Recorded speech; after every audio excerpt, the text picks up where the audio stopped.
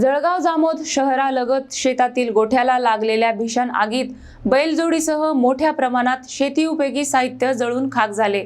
या दुर्घटनेत शेतकऱ्याचे लाखोंचे नुकसान झाले असून प्रशासनाने पंचनामा सुरू केला आहे। जळगाव जामोद शहरालगत असलेल्या मूर्तिजापूर शेत शिवारात भीषण आगीची घटना घडली आहे। गंगाराम शामराव ढगे यांच्या गट क्रमांक 8 मधील शेतातील गोठ्याला रात्री 8 वाजेच्या सुमारास अचानक आग लागली। आगीने काही क्षणातच रौद्र रूप धारण करत संपूर्ण गोठा जळून खाक झाला।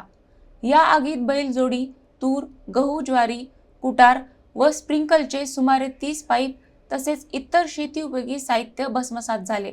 प्राथमिक अंदाजानुसार सुमारे 5 लाख रुपयांचे नुकसान झाले असून शेतकरी ढगे यांच्यावर मोठे आर्थिक संकट कोसळले आहे। घटनेची माहिती मिळताच तहसीलदार पवन पाटील यांनी घटनास्थळी भेट देत नुकसानीचा पंचनामा केला। आगीचे नेमके कारण अद्याप स्पष्ट झाले नसून अधिक तपास सुरू आहे। दरम्यान शासनाने तात्काळ मदत करावी अशी मागणी शेतकऱ्याकडून केली जात आहे।